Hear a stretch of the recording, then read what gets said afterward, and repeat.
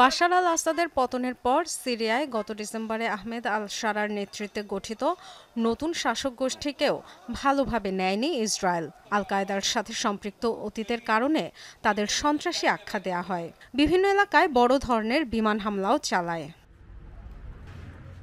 তবে যুক্তরাষ্ট্রের তৎপরতায় ধীরে ধীরে পাল্টে যায় সুর। মে মাসে হঠাৎই কয়েক দশকের নীতি পরিবর্তনের উদ্যোগ নেন প্রেসিডেন্ট ডোনাল্ড ট্রাম্প। ঘোষণা দেন সিরিয়ার ওপর থেকে নিষেধাজ্ঞা প্রত্যাহারের। সৌদি আরবে প্রেসিডেন্ট আহমেদ আল শারার সাথে সাক্ষাৎও করেন ট্রাম্প। তবে শর্ত জুড়ে দেন সম্পর্ক স্বাভাবিক করতে হবে ইসরায়েলের সাথে।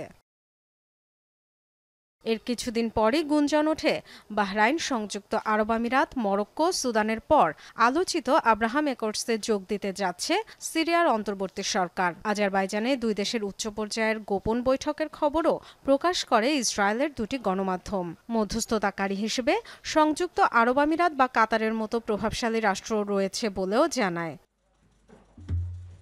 এবার জোরে সোরেই সিরিয়াকে আব্রাহাম চুক্তিতে অন্তর্ভুক্ত করার আকাঙ্ক্ষা জানিয়েছে ইসরায়েল। শত্রুতা দূর করতে চায় লেবাননের সাথেও। তেল আবিব ও দামেস্কের মধ্যে একটি নিরাপত্তা চুক্তির আলোচনা চূড়ান্ত পর্যায়ে রয়েছে বলে জানিয়েছেন সংশ্লিষ্ট একাধিক কর্মকর্তা। তবে গোলান মালভূমির ব্যাপারে ছাড় দেবে না বলেও নিশ্চিত করেছে তেল আবিব।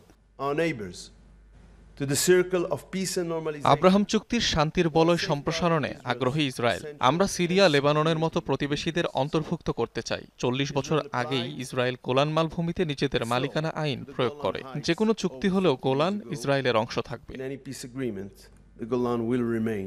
1967 সালে আরব ইসরায়েল যুদ্ধের সময় গোলান দখল করেছিল ইসরায়েল। 1981 সালে আইন করে মালভূমিটি নিজেদের অন্তর্ভুক্ত করে তারা। সংশ্লিষ্টদের বরাতে বিভিন্ন গণমাধ্যম বলছে, গোলান ফেরানোর বিষয়ে জোরালো কোনো দাবি নেই সিরিয়ার প্রেসিডেন্ট আহমেদ আল শারার, বরং নিজ সরকারের আন্তর্জাতিক স্বীকৃতি নিশ্চিত করতে চান তিনি।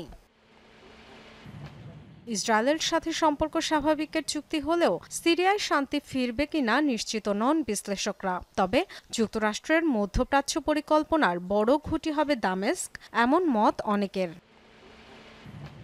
Dorothy Tasrin, Jamuna news.